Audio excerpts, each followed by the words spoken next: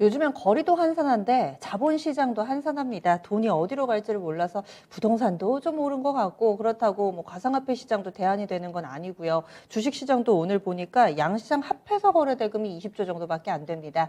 유가증권 시장 올해 들어서 가장 많이 거래될 때가 한 40조 넘었었거든요. 오늘은 합해서 그거의 절반 정도밖에 안 됩니다. 앞으로는 어떻게 좀 기준을 잡아서 시장 대응 전략을 세워봐야 될지 절대 전략에서 이야기 나눠볼게요. 카카오페이증권의 윤정식 부장입니다. 안녕하세요. 네. 네. 오늘 지금, 네. 토마토 투자자문의 박준영 운용위원 연결돼 있습니다. 정정해서 좀 말씀드릴게요. 운영위님 연결돼 계세요? 네, 안녕하세요. 토마토 네. 투자자문의 박신호 운영역입니다. 안녕하세요. 네. 오늘장 한마디 알려주세요.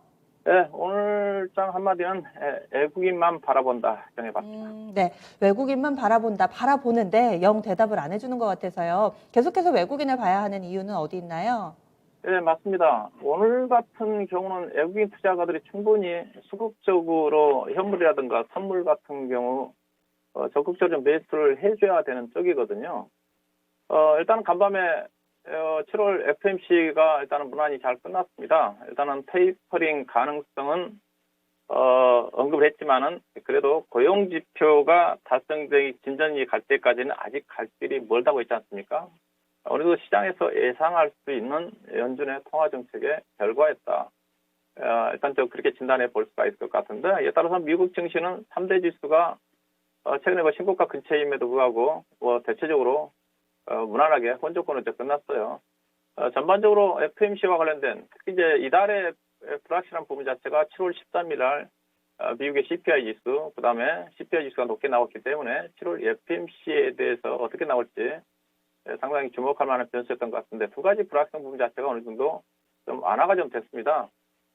이에 따라서 최근에 이제 선진국 증시와 다르게 중화권 증시를 중심으로 아시아 증시가 전반적으로 부진했지 않습니까? 근데 오늘 보시게 되게 되면 아시아 증시, 홍콩 항생 지수라든가 중국 가권 지수를 중심으로 대만의 가권 지수 중심으로 하시고 중국 상해 종합 주가 지수라든가 오늘 큰 폭으로 비교적 반등이 나오고 있지 않습니까? 최근에 국내 시장 자체가 선진국 증시의 강세에도 불구하고 약간 부진했던 부분 자체는 아무래도 중화권 증시의 급락의 영향을 외국인 투자가들의 수급적인 영향을 받았다고 좀 봐야 되거든요.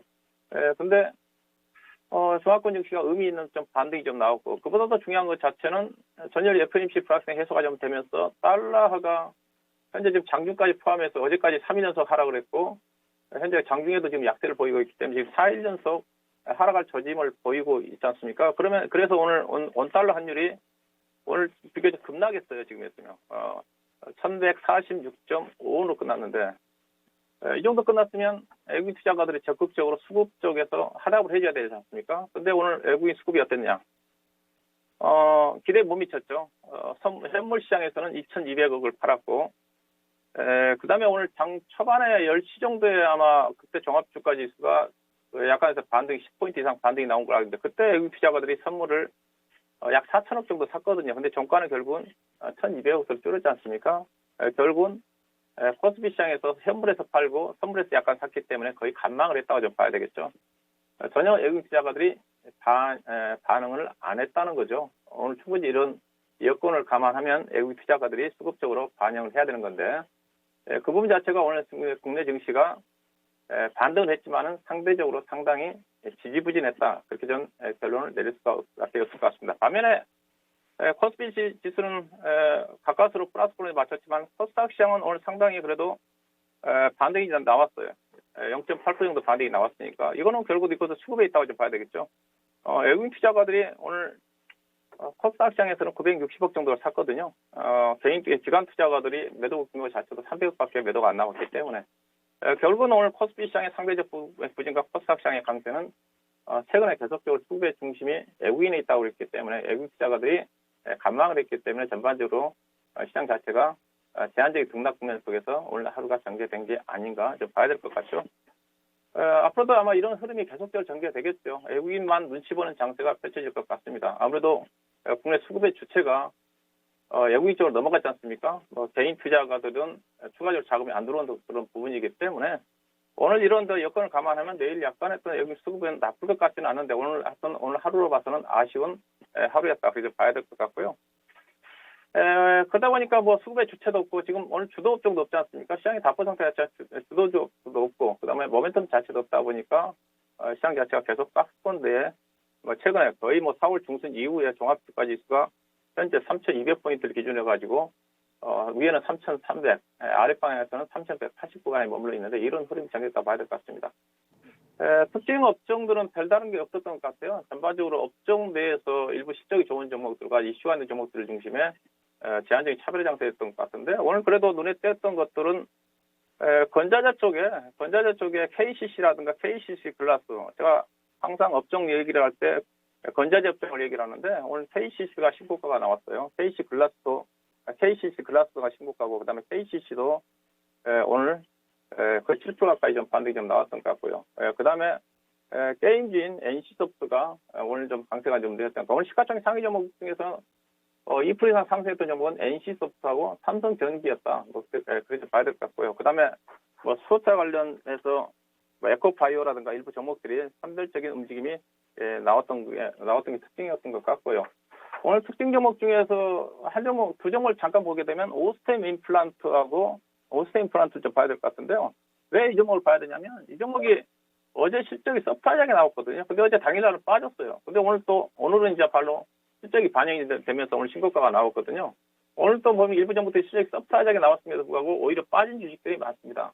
오늘 대표적으로 뭐 OCA 같은 경우도 그런 경우를 좀 봐야 될 것 같은데 근데 또 다음날 이렇게 오스템 임플란트 반등이 좀 나온다는 거죠. 그 다음에 이제 요즘 시장의 이슈가 어디에 있는가를 볼 수가 있는 것 자체가 에코프로 HN이 오늘 상한가를 갔습니다. 이 종목이 물론 무상증자 효과 때문에 오늘 본략되고 난 다음에 올라갔던 부분도 있지만은 친환경 관련 산업에 특히 지구 온난화와 관련해가지고 탄소 중립과 관련된 핵심 종목이거든요. 또 현재 시장 자체가 환경 관련 부분 자체도 계속 돌아가면서 시장이 이슈화되고 있기 때문에 이들 오늘 두 종목의 특징을 좀 보면서 실적이 좋은 종목들이 당장 반영이 되지 않는다 한다 하더라도 반영될 수 있다는 것을 염두에 두셔야 될 것 같고 친환경 관련 종목들은 계속적으로 시장에서 주목을 받을 수 있는 그런 부분이라는 것을 오늘 체크볼 필요가 있지 않겠나 봐야 될 것 같습니다. 내일장은 좀 어떨까요? 뭘 봐야 될까요? 내일 시장은 결국은 시장 자체가 지금 외국인 수급 장세라고 했지 않습니까? 계속적으로 얘기하고 있지만은 결국은 외국인 수급을 결정하고 있는 부분 자체는 앞서 이제 달러가 지금 추가적 약세를 보이고 있으니까 내일 수급은 나쁠 것 같지 않다고 그랬고 오늘 원달러 환율이 급락을 했기 때문에 내일 외국인 투자가들이 나쁠 것 같지는 않다고 좀 봐야 될 것 같고요. 그래서 내일 외국인 수급이 허전 여부 자체를 좀 체크해볼 필요가 있는 거고 그다음에 국내 기업들이 지금 실적들은 다 좋게 발표가 좀 되고 있는데 제대로 반영되지 않고 있는 쪽인데 반영이 돼야지 실적 장세가 전개되면서 주가가 올라가거든요. 미국도 그렇고 우리나라도 그렇고 실적은 실질적으로 좋게 나왔지만 반영되지 않고 있는 그런 부분인데 내일 또 이런 부분들이 반영 여부, 즉 외국인 수급이 돌아오고 실적이 좋은 종목들이 제대로 반영이 좀 된다 한다는 시장 자체가 안정적으로 움직임이 전개되지 않겠나 좀 봐야 될 것 같고요. 내일 또 만약에 외국인 선물에 따른 등락 매매가 전개된다 한다면 선물 매매에 따른 등락 과정이 전개될 것 같은데 앞서 얘기했다시피 오늘 환율이 급락으로 좀 마감이 좀 돼 있기 때문에 내일 외국인 수급이 긍정적으로 충분히 기대를 해볼 수가 있겠다. 그래서 오늘 주가가 의미 있게 반등은 나오진 않았지만은 그렇게 뭐 실망할 건 없다. 오히려 내일부터는 완만한 반등 흐름이 전개될 가능성 충분히 있지 않겠는가 좀 봐야 될 것 같고요. 그렇지만 여전히 시장 자체는 박스권 내 등락이죠. 제가 시장을 이 시간에 얘기를 할 때 크게 보면 3,200과 3,300이고 그 다음에 중간 단계인 3,220에서 매수해서 3,280에서 파는 매매라고 그랬으니까 추가적으로 충분히 반등 불확정 해소에 따라서 반등 흐름은 전개되지 않겠는가. 그래서 이제 그렇게 좀 보셔야 좀 될 것 같고요.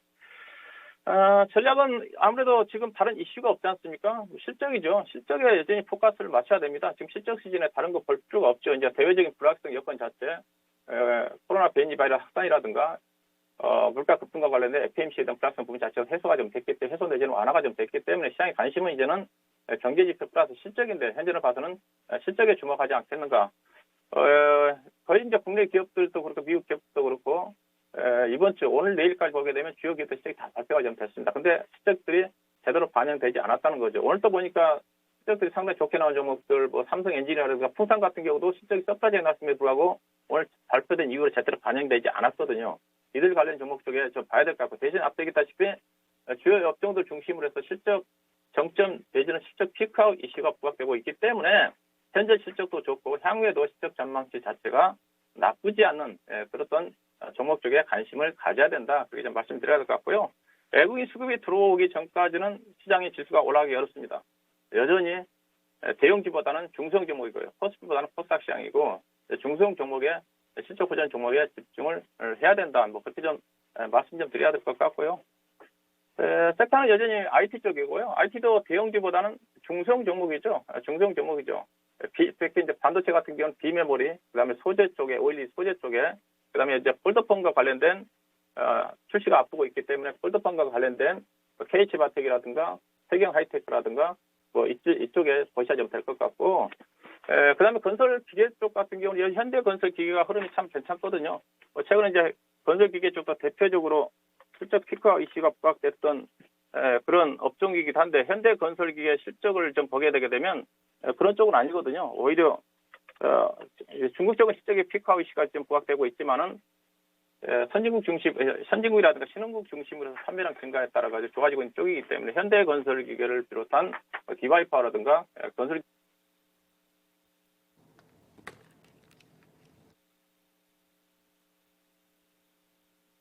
네, 이렇게 해서 또 이야기를 좀 들어봤는데요. 한 가지만 좀 여쭤볼게요. 외국인의 가장 좀 포인트를 두고 얘기를 해주셨는데 추세적인 달러 강세는 이제 꺾였다라고 보세요? 네, 전문가님. 네, 지금 네, 빠르게 지금 전략까지 말씀을 해주셔가지고 저희 다시 좀 연결을 시도를 해보겠습니다. 가장 중요한 거 여전히 외국인의 눈치를 보고 있다. 그런데 오늘은 약간의 괴리가 발생했죠. 원달러 환율이 크게 꺾였음에도 불구하고 아직까지 외국인이 컴백하지 않았습니다. 그래서 이 부분을 향후에 관전 포인트로 제시를 했고요. 그리고 또 실적, 여기에 경제지표 두 가지를 앞으로 또 봐야 될 것이다. 그런데 실적을 봄에 있어서 대체적으로 좋은데 아직까지 반영 안 된 이유는 피크아웃 논란이라든지 향후의 실적에 대한 확신이 없어서 그렇다. 뭐 이렇게 얘기를 해주셨어요. 운영님 참 한 가지만 추가로 질문을 드릴게요. 추세적인 달러 강세가 좀 꺾였다고 보세요? 그렇죠. 달러 강세가 최근에 달러의 흐름을 보게 되면 거의 그 93에서 장을 받았거든요. 최근 들어서 92.9에서 장을 좀 받고 다시 지금 92점 초반까지 좀 떨어지고 있는 상태거든요. 최근에 이제 달러 강세 부분 자체는 최근에 좀 유로화가 강세를 보이고 있고, 또 미국의 경기 자체가 생각보다 최근 지표 자체도 좀 엇갈리고 있는 지표들이 나오고 있지 않습니까? 그래서 달러가 추가적으로 강세를 보이기는 좀 쉽지는 않다고 보고 있습니다. 그래서 약간의 달러도 92와 93에서 등락이고, 단기적으로 지금 4일 연속 지금 하락하고 있는 그런 또 부분이기 때문에 이런 또 부분들이 국내 외국인 수급에도 긍정적인 요인으로 작용할 가능성이 있지 않겠는가, 그렇게 좀 판단을 일단 해봐야 될 것 같습니다. 예, 알겠습니다. 운영님 고맙습니다. 네, 고맙습니다. 네.